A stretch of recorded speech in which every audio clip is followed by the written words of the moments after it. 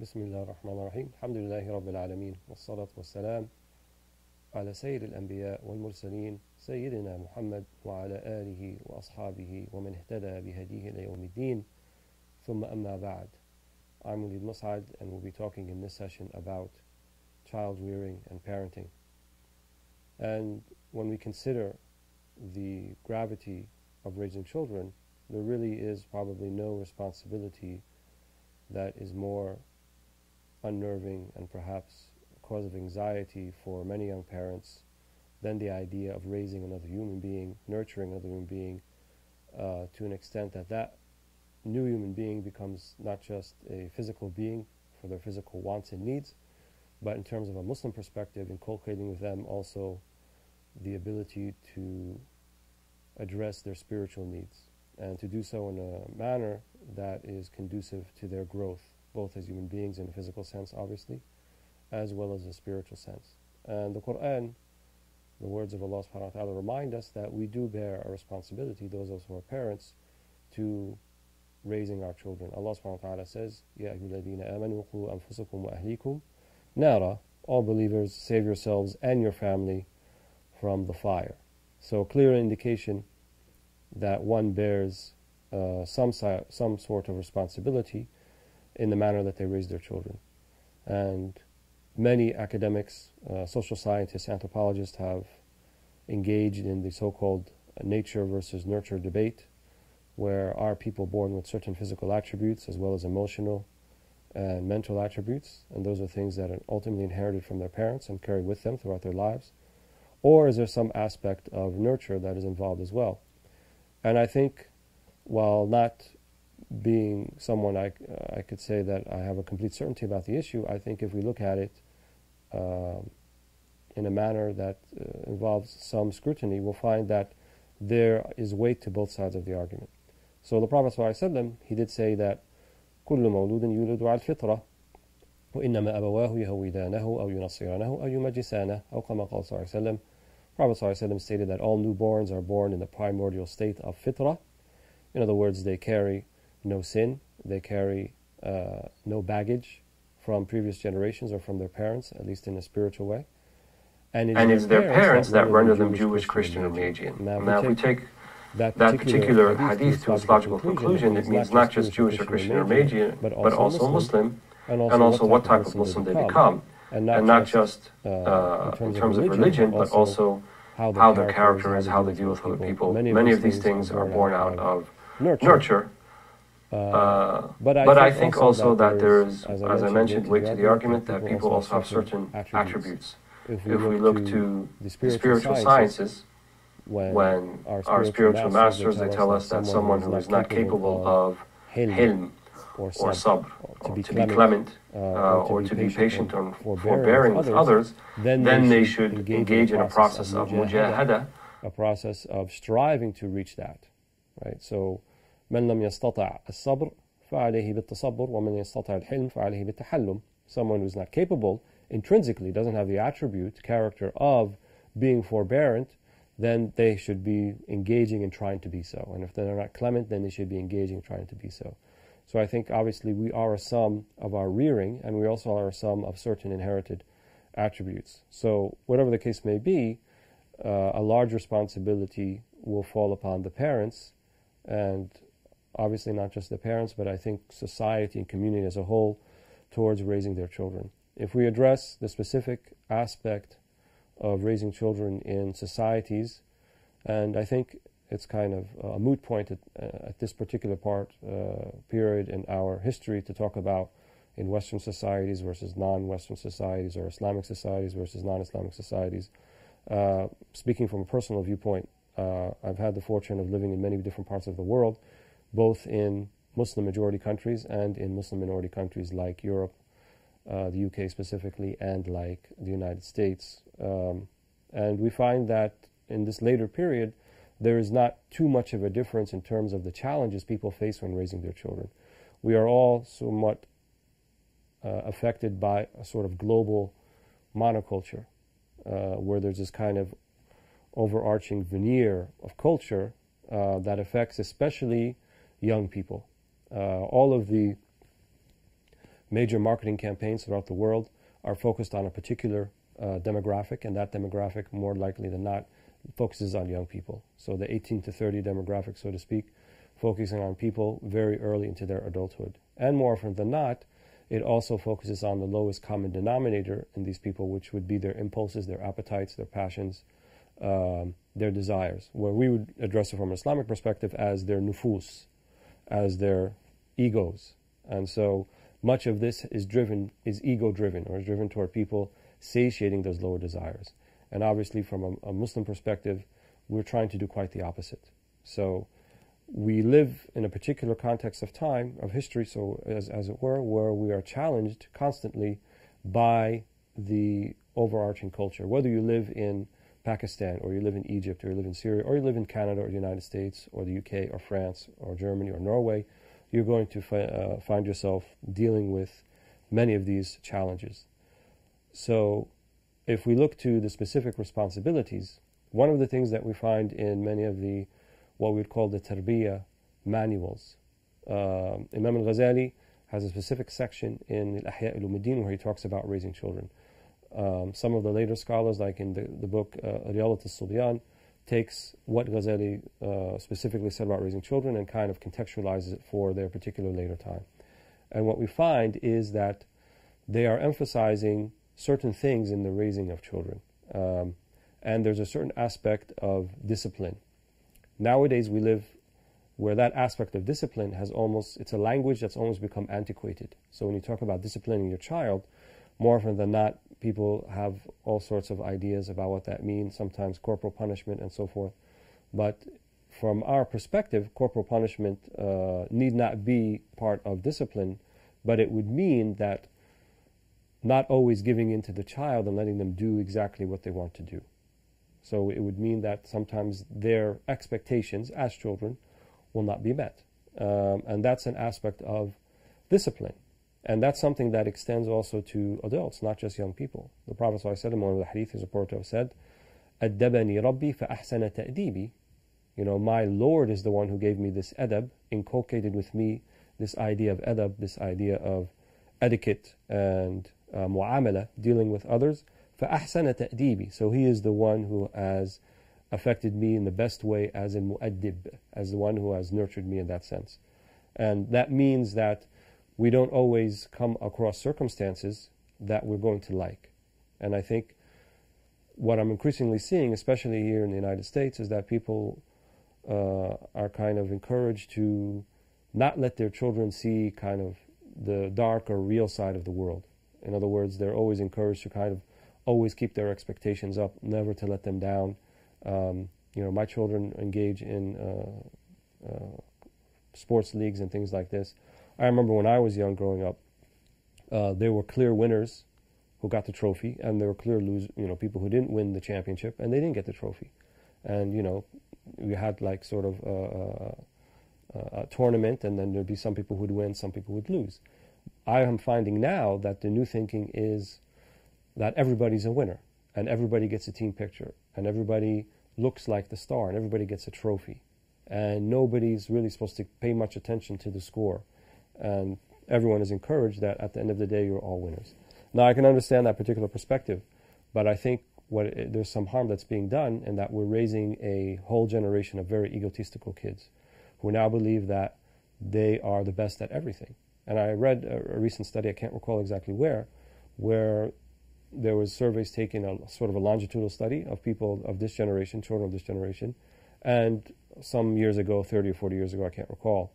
And now, I think it was in David Brooks' new book, Road to Character, he mentions this, that when people are asked nowadays, how many of you think are special and are the most special person amongst yourselves, something above 80% of people responded in the affirmative. And in previous generations, it was a much more kind of humble aspect to people, and they would say, no, what's about me? You know, there's nothing special about me. And in fact, people were more frank in the way that they would address shortcomings and deficiencies in other individuals, and especially in their children. So there's kind of been a shift in that way. So while even Imam al-Ghazali says that the tool that should be used is targhib, and tarhib is something that should be used less often. So targhib means more of encouragement, more of using the carrot, as it were, to give our young children encouragement if they do something that, we find pleasing or that we've been encouraging them to do, like a certain amount of study or some type of regimen of memorization of Quran or Hadith or something like that. Then it would be kind of to encourage them in that way by providing them with some type of encouragement. Versus tarhib, which would be the stick, in a sense, and not the literal stick. Generally speaking, spanking or corporal punishment is not something that we put in the recommended category. It's more of a cultural issue, without getting into the whole idea of spanking and so forth. But even Al-Ghazali mentions that the tarhib should be by removing things that are pleasurable rather than by resorting to something that would be painful. So rather than resorting to corporal punishment, you would remove something that they would like, no ice cream tonight or no chocolate or something like that. And it should never be done in sort of a humiliating way where the child feels humiliated or feels, put in a tough position. Because, لا تأتي بالمعروف إلا بالمعروف. This concept based upon the hadith of the Prophet ﷺ, you can't reach ma'ruf, you can't reach that which is good, except by way of good. So the idea of disciplining children in a way that would be injurious or humiliating would be defeating the purpose, because they in turn would also go and discipline their children in a similar manner. And you're just perpetuating sort of a vicious cycle by doing so. So, to address the idea of parenting, I think one of the concepts that's mentioned by Ghazali and mentioned by others is this idea of ta'deeb. And as we mentioned, ta'deeb, inculcating adab. What we find, from my point of view, in many with young Muslim couples today, is that there's kind of an emphasis on how much Quran is memorized, knowing the 5 pillars. More often than not, if you look at many Islamic school, whether they're weekend school or full-time school curricula, you will find there is this kind of emphasis on memorizing certain aspects of the prophetic history or the history of the 4 caliphs after that, or memorizing certain verses from the Quran. And it's sort of teaching about Islam, talking about Islam, but my impression is that it's not really inculcating the idea of Islam or living Islam, or Islam being part of who you actually are. And Islam is not just the sum of the dietary laws or the ritual laws or even the sum of the 5 pillars. Islam is much more than that. And we find that the traditional scholars, those who lived in the pre-modern era, they tended to focus more on this idea of ta'deeb. Even the title of one of the books that I mentioned, Riyadat al-Subyan, Riyada means, in the common vernacular today, it means like, to engage in something that's sporting, but in their language, in their particular vocabulary of that time, it means that you're engaging in sort of a process of nurturing and teaching and training, as it were. So you're training them, and it's a gradualized process. So ta'deeb is, that's some of the teachings, the process and method by which adab is inculcated in the child. And if we define adab as the manifestation of the prophetic character, in terms of honesty, traits of honesty, generosity, temperance, courage, forbearance, humility, compassion, gratitude, tolerance, clemency, etc., all of these things are the cornerstones of the prophetic character. And what we want to do, if we agree that the vision or the idea or the mission is to inculcate within our children these prophetic character traits, then there's going to be a certain method by which we go about doing that. And this will more often than not come out in mu'amala. Certainly there is kind of, for lack of a better word, an academic aspect to it, where they should certainly know about the Prophet ﷺ, something about his seerah, about the Meccan period, about the Medinian period, about the early Muslims and how they were. But we find, to be honest, especially in the Muslim world, there's kind of an overemphasis on sort of the kind of magnification of glory days of Islam. So you find kind of an emphasis on some of the ghazawat, some of the battles that were fought. And many of the children's books, it's very difficult, in fact, and as a parent, who was raising my children in the Muslim world for much of their lives, it was difficult for me to find books that actually addressed something outside of the ghazawat, something outside of kind of what's seen as the, momentous and glorified victories of Islam. And I think obviously there's a historical reason for why, most books have been written in that particular direction. A lot of it has to do with colonialism in the post-colonial period and kind of a sort of collective PTSD, post-traumatic stress disorder that kind of enveloped the Muslim world coming out of colonialism. So there was a kind of a need collectively to, tahqiq al-dhat or ithbat al-dhat, to prove oneself. And so that would all, more often not come over, translated into victories over non-Muslims, even if we go back to the Prophetic period. But I think we're in a different paradigm now, and it's important that we look at sort of the victories of character. How is the Prophet ﷺ merciful even with his enemies, with his companions? What was the manifestation of him, how he dealt with his wives? What were the descriptions attributed to the companions of the Prophet ﷺ? So like reading books such as the Shama'il, which talk about the prophetic attributes. These more often than not have been kind of the tools of tarbiyah, of inculcating adab and tarbiyah and raising and nurturing children. So I think, the idea of adab also, from an Islamic perspective, at least not the Islamic perspective, but a certain Islamic perspective, many of them mention the idea of dividing the child's first 21 years into, obviously when they reach 21, they're no longer a child, but looking at in periods of sevens. So from infancy to 7, that's a particular period. And even the fuqaha, they looked at that particular period with a certain light, and then beginning at the age of 6 or 7, it was looked at it in a different way. So they would say 6 or 7, maybe 8, what would be called sin tamyiz, or the age of discernment. So at this point, they are not an infant, they're not a toddler, they're not a child, but they're not quite an adult yet. So it would be kind of similar to what people talk about adolescence today.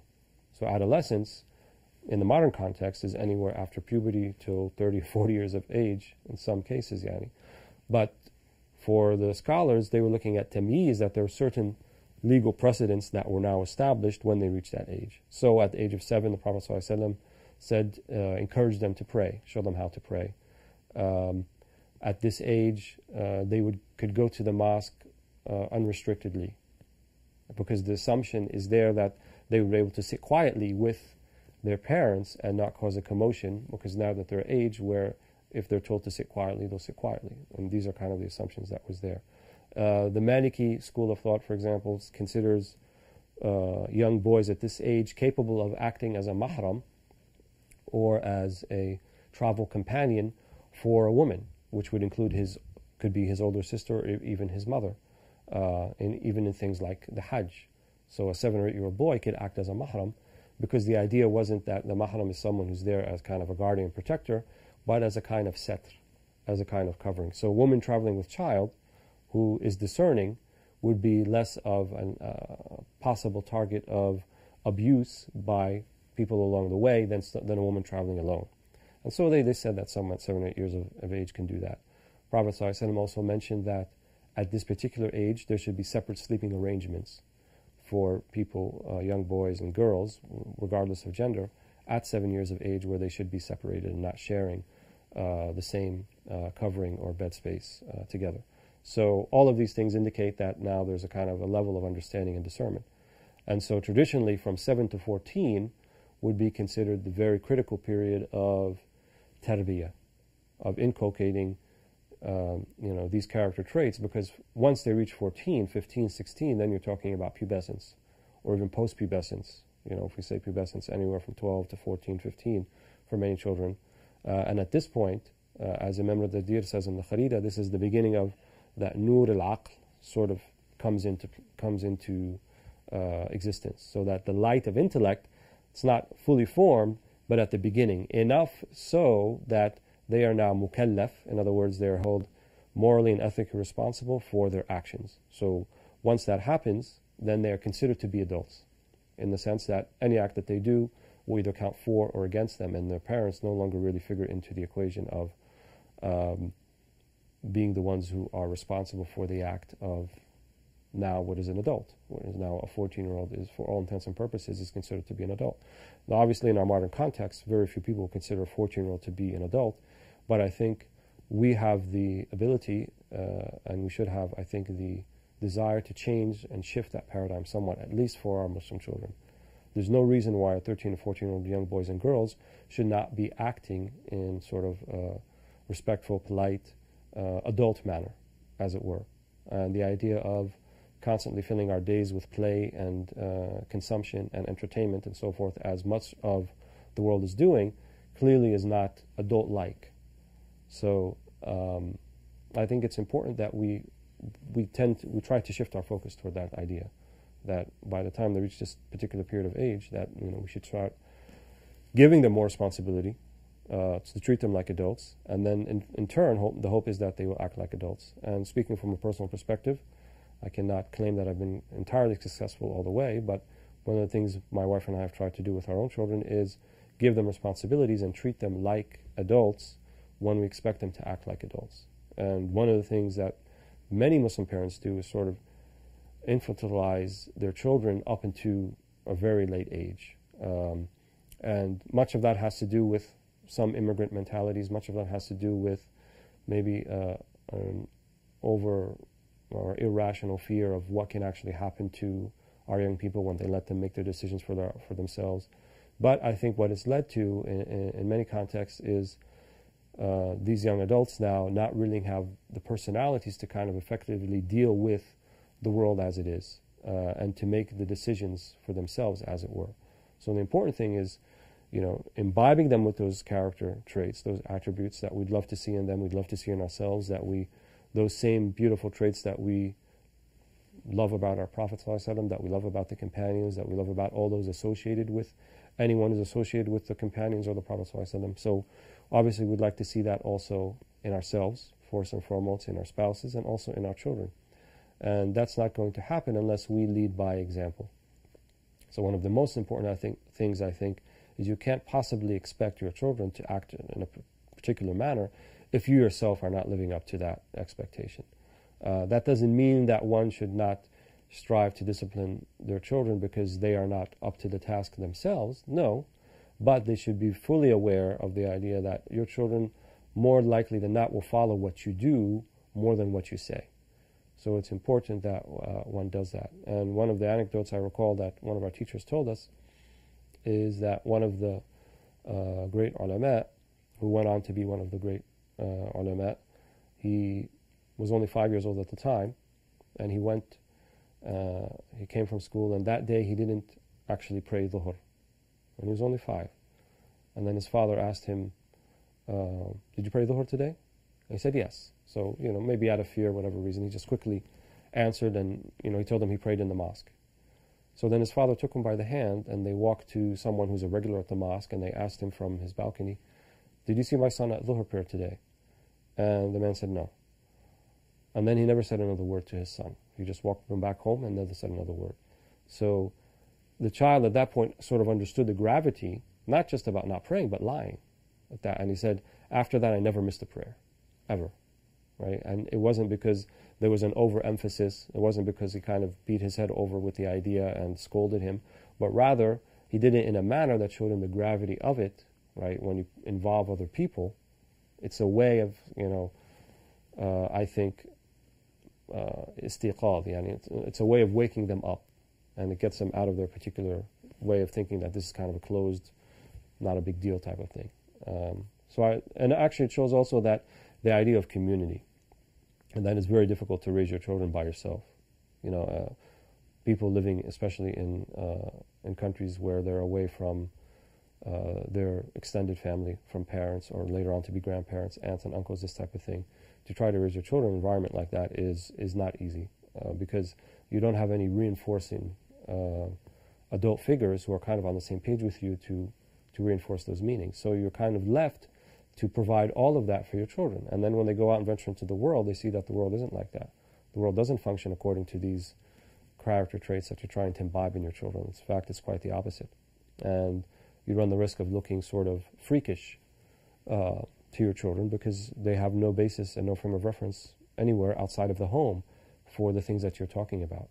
And I think we have to think very, very seriously about that. And I think we have to take some of the old, Islamic proverbs and adages to heart, like al-jar qabla al-dar, wa rafiq qabla al-tariq, wa sajid qabla al-masajid. The neighbor before the house. Nowadays, people choose their neighborhood that they're going to live in based upon property values and, school districts and things like that, which is not to say that that's something that should be discouraged. But if you're living in an area where there's very few Muslims, right, what do you expect exactly for your children how to grow up, And at the same time, we should base our decisions upon sort of forming neighborhoods. It makes a big difference when there's even 2 or 3 other families beside yourself who are trying to at least raise your children in a similar manner that you're trying to do. And we should also not discount the importance of even living next to extended family. In the Western countries, people kind of prioritize their privacy to a great degree, but I think also at the detriment of not having those extended relationships that are a big support when one is raising their children. So I think it's important that we have a shift in priorities. And I'll say it, and I say this with complete confidence. I think unless we have a shift in priorities and we kind of just maintain the status quo and kind of live like the way everybody else does and, have certain career paths for ourselves, and then we live in certain neighborhoods and certain residential areas, and then, we buy bigger houses and so forth and follow that kind of path that most people in Western countries live, I think we run the risk of actually losing our children in the process. And I've seen enough people where that's actually happened to them. They kind of had a singular focus on material advancement, which I'm not going to say is something that is entirely wrong. Obviously, one wants to provide for their family in a way that, even the Prophet ﷺ said, don't leave your children begging, leave them something. So we definitely want to provide for something for them, but it should not be at the detriment of their own well-being and their own spiritual well-being and their identity as Muslims. I think that has to take priority. So the idea of ta'deeb, as we mentioned in the beginning, is something that we have to think very seriously about. And I think the idea of ta'deeb even begins before one even embarks on having children. And it begins with the selection of a spouse. Because when you're selecting your spouse, you're not just selecting a single person, you're actually selecting a family. And that sounds very antiquated in our modern context. Young people today tend to think, it's not important what the mother and father of the bride or mother and father of the groom are like, or the brother and sister or the aunts and uncles. It's important that we care about each other and we have a sort of, synergy, as it were, together. It's not important the rest of it. And while I would not submit to the idea that that the family is the most important thing, I would also say that there is some importance that should be attached to it. One has to think down the line, in what manner are they going to raise their children? And who are the people who are going to be very important parts of the children's lives? And definitely that's going to be the grandparents or the future grandparents, if Allah gives them a long life, inshallah. So, before one has children, the ta'deeb also begins during pregnancy. There are certain things, for example, Prophet ﷺ mentioned that,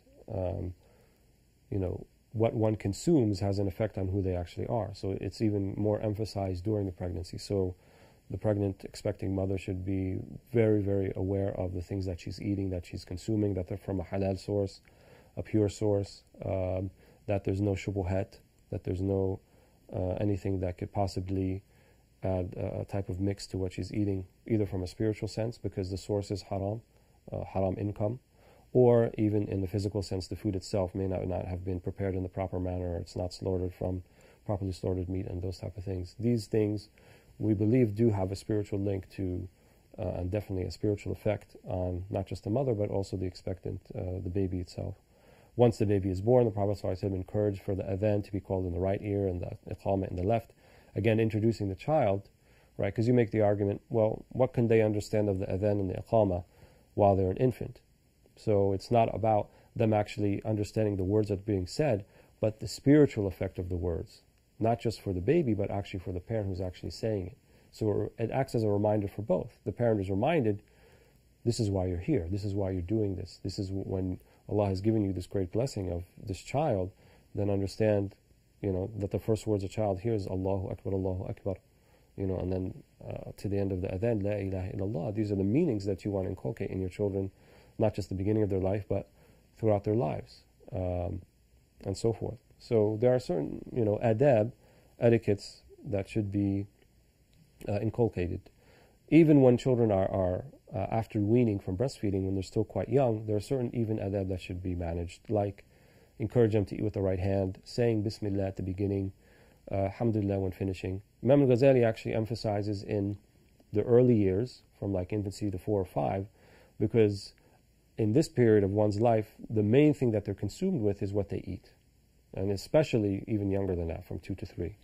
And you find that young babies, they need to feel everything with their mouths. They're very oral, because that's the most kind of developed sense to that point. And it's considered a milestone when a baby can pick up something small like a raisin. I don't know what age that happens, 8 months, 9 months, a year in, but it's considered, as they develop other senses. But the primary sense at that age is what they can put in their mouth. So then to inculcate the adab of how they use their mouth, in other words, how they eat. So to say the basmalah, to say Alhamdulillah when finishing, encourage them not to eat alone, not get into the habit of eating alone, but rather eating with the family. Because these things, if they're encouraged early on, then they will have an effect later on. Chewing food sufficiently before actually swallowing. So the adab of eating is something that should be done very, very soon after weaning. So after they're weaned either from breast milk or from formula, and at that point they start to eat, then these are things that are important, right? And most people start thinking, what age should I have my children start memorizing Quran? And that's important. But if they're memorizing Quran, but they're not living the Quran, what's the point? So you want them to live the meanings of adab and Quran in the way that, even in their mundane affairs, because that's really what Islam is. There is no mundane. Everything is sacred in a certain sense. So if we're following the sacred, that means in our eating, in our chewing, in the way that we sleep, so forth. Imam Ghazali even advocates that one should not always give them the finest food, that there should be even some days out of the week or out of the month where they eat something that is not the finest thing, maybe a little bit coarse. And of course that's relative for every family or every particular locale. So, to kind of get them to the idea of eating ice cream every night may not be the best way to raise them in the beginning. Or we know that, for example, the Sahaba and the Prophet ﷺ were not people who ate meat regularly. This could be a period where if you are a regular person who eats meat almost every day and every meal, maybe this is the beginning for you to wean yourself off of that, introduce something new to your own children and make it more of a delicacy, that's something that's eating on occasion, or at least, less periodically than every day. And then at this point, then the child will become less attached to what they eat.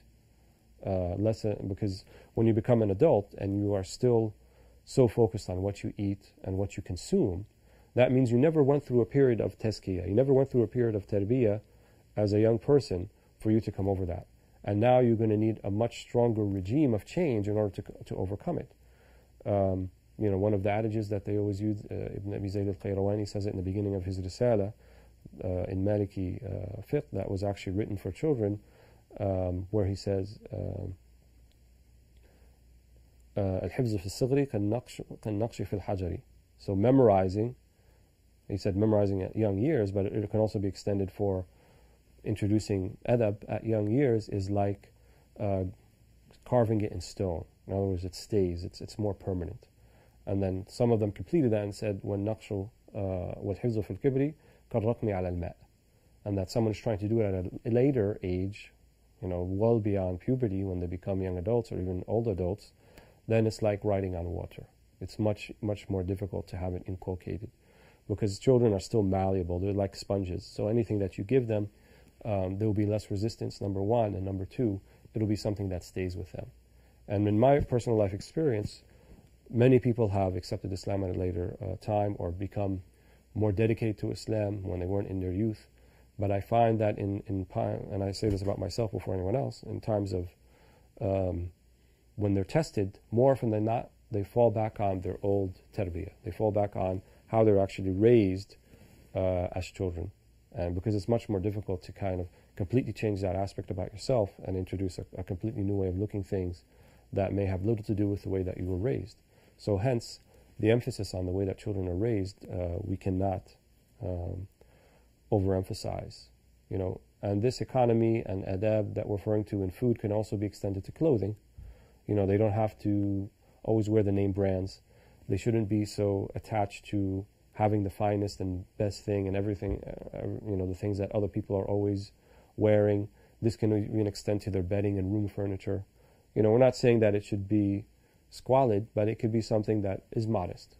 Many of the ulama in the later periods, after quite a maturation of kind of different positions regarding one's partaking of how much dunya they should have, they said the middle road is the best.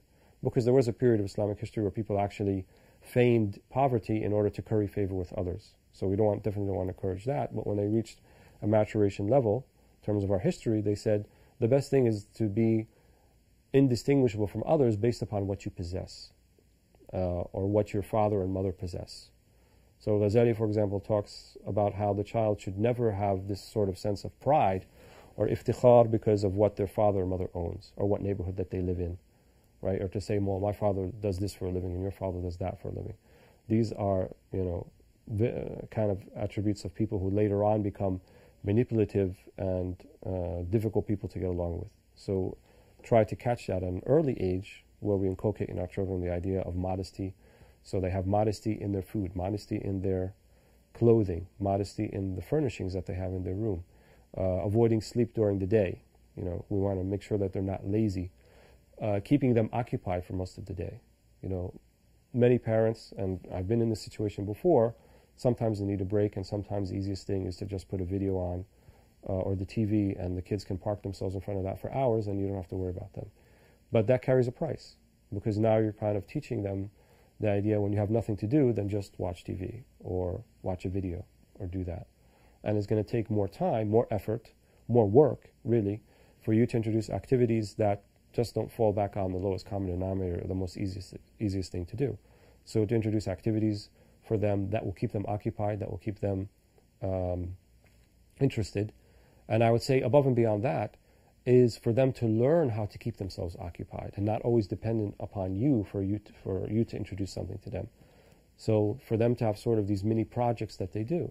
There used to be a time when children spend most of their time outdoors, if they were, digging in the dirt or building a tree house or, having these kind of mini things or mini projects that they could see from beginning to completion is a way of introducing to them also the concept of having a goal, starting it, putting work in, and then seeing a finished fruit of it, right? And really that's kind of a parable of life, that, we start in the beginning, we are born and we know nothing, as the Quran says, لَا تَعْلَمُونَ شَيْئًا, and then we learn and then we grow, and then hopefully we see the fruits of our labor in this dunya in the next life, in the more important life.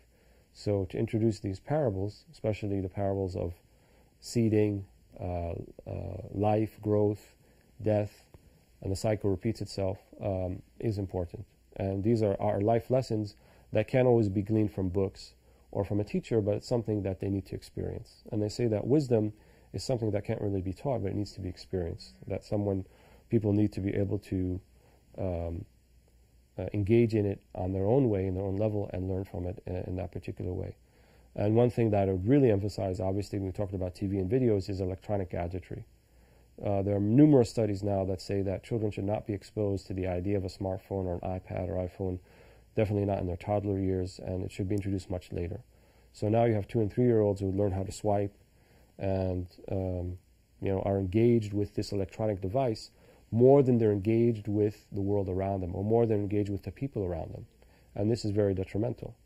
People wonder why their kids are hyperactive, why their kids can't sit still in the masjid, why their kids don't respond to commands, simple commands, and seem literally, pure lack of focus. Why are there so many children who are taking Ritalin and other type of drugs that address focus? And I think a lot of it has to do with lifestyle.